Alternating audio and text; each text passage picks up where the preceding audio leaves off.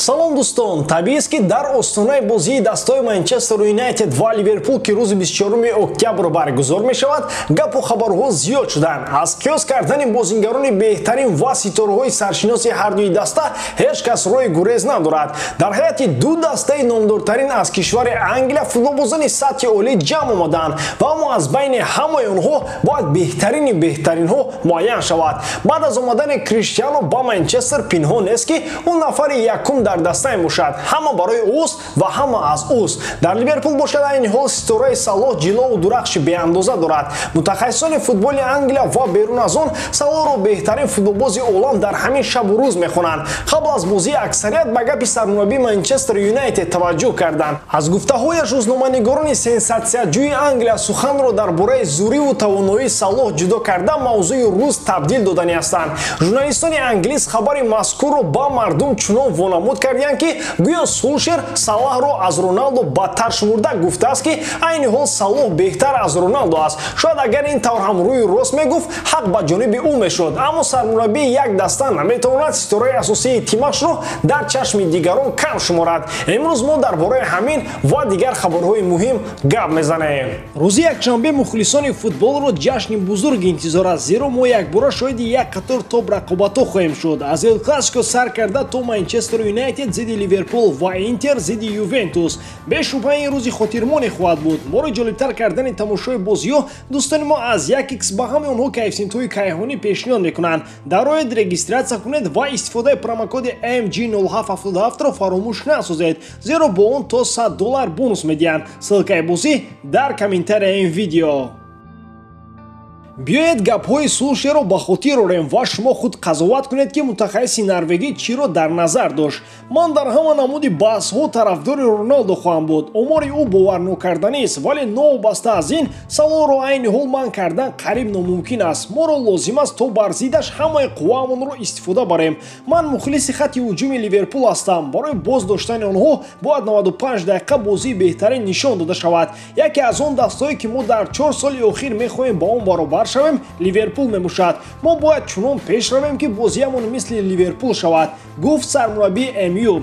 Аввалан Сулшер бо даҳони худ пеш аз бозии муҳимтарин бар зидди рақиби азалӣ иқрор шуд ки дар 4 сол Ливерпул аз Манчестер Юнайтед беҳтар буд ва то ҳолам дастаи шаҳри Манчестер аз паси Ливерпул аст. Ҳамчунон Сулшер дар баҳси Роналдо ва Салоҳ гӯё чунин гуфт: дар ҳамаи баҳсҳо ман тарафи Роналдоро мегирам, вале ҳамин рӯзо Салоҳ бароям ин имкониятро намедиҳад. Воқеан ҳам Салоҳ бозӣ ба бозӣ собит мекунад ки аз ду футболбози коиноти дигар пеш гузаштааст. Дар ҳамин шабу рӯз Месси ва Роналдо баробар бо Салоҳ буда наметавонанд. Фиръавни Миср бузургии худро дар бозиҳои топи мавсими ҷорӣ исбот намуд. Голҳои ӯ ба дарвозаҳои тимҳои қавитарини Сити ва Атлетикоро ҳеҷ кас фаромӯш накардааст. Голаш ба дарвозаи Вотфорд бо истифодаи анъанаҳои беҳтарини ҳунари Месси зада шуд. Шояд айни ҳол беҳтарин дар МЮ на Роналдо, балки ҳамватанаш Бруно Фернандеш бошад. Аммо дар будани Криштиану ҳеҷ кас ҷуръати боло донистани футболбози дигарро нахоҳад кард. Ин гап ба фазои дохилии дастаи МЮ рабт дорад. Дар мавсими ҷории Премер-лигаи Англия Криштиану 3 гол ва Салоҳ бошад 7 голу 4 ассист доранд. Нимҳимоятгари дастаи Арсенал Томас Парти метавонад ба ҳайати Атлетико баргардад. Собиқ бозингари дастаи шаҳри Мадрид баъд аз рафтанаш ба Арсенал дар бозиаш дучори душвориҳои зиёд шуд. Ӯ бо сабаби осебҳояш дар Арсенал бозингари муҳими ҳайати асосӣ нашуд. Дар аввалин бозиҳояш дар сафи лондониҳо Парти тавонист бозии боварибахш нишон диҳад. Ӯро ҳатто аз ҷиҳати дигар баҳо доданд. Гуфта мешуд ки Томас футболбози бозисоз буда метавонад. Дар Атлетико нимҳимоятгари ганагӣ вайронкори ҳуҷумҳои рақиб дониста мешуд. Шартномаи Томас то соли 2025 амал мекунад. Гуфта мешавад ки роҳбарияти дастаи шаҳри Лондон аз бозии ин нимҳимоятгар қаноатманд нестанд ва дар равзанаи наздиктарини трансферӣ ӯ ба фурӯш гузошта мешавад. Агар Атлетико мақсади баргардониндани Партиро дошта бошад, пас бояд 40 миллионро омода кунад. Маҳз бо ҳамин нарх лондониҳо омода ҳастанд то аз нимҳимоятгари мазкур ҷудо шаванд. Аслан солҳои охир футболбозоне ки аз Атлетико мераванд дар дастаҳои дигар мавқеъ пайдо карда наметавонанд. Гризман дар Барса ноком шуд. Диего Годин ҳам дар Интер натавонист бозингари муваффақ шавад. Саул ҳам ба бозингари асосии Челси табдил ёфтанаш аз эҳтимол дур менамояд. Парти ба қатори ин футболбозон ҳамроҳ шуд. Фикр надорам ки шумо Озилро фаромӯш карда бошед. Собиқ бозингари дастаҳои Шалке, Реал Мадрид ва Арсенал боз дар маркази таваҷҷӯҳ қарор гирифт. Ин навбат на бо дахолаташ ба сиёсати кишварҳои гуногун, балки сирф бо таваҷҷӯҳи варзишӣ ба тарафи ӯ аз ҷониби дастаҳои Англия аст. Айни ҳол Озил дар дастаи Фенербахче бозӣ мекунад. Ӯ баъд аз ҷангу ҷидоли зиёд дар Лондон аз Арсенал маҳз ба ҳамин даста рафт ва аммо он ҷо Месуд вақти зиёди бозӣ надорад. Дар Англия бошад як дастаи миёна дар ҳоли бузург шудан аст. Гап албатта сари дастаи Ньюкасл меравад. Тибқи хабарҳо дастаи номбурда мехоҳад Озилро ба Премер-лигаи Англия баргардонад. Ньюкасл рӯйхати бозингаронеро ки аввалин шуда барои қавӣ кардани даста ба Англия меоянд тартиб додааст. Гуфта мешавад ки яке аз ин номҳо дар ин рӯйхат Озил мебошад. Месуд бошад ҳамакнун ба корҳои ғайрифутболӣ таваҷҷӯҳи бештар дорад. Нимҳимоятгари олмонии Туруктабор дар Англия маркази истеъдодҳоро барои бозингарони наврасу бо маҳорат аз Осиёи Ҷанубӣ боз мекунад. Чунон менамояд ки худи Озил аз футбол хеле дур рафтааст. Бо гузашти вақт маълум шуд ки Артета ҳақ буд ки Озилро аз Арсенал берун кард.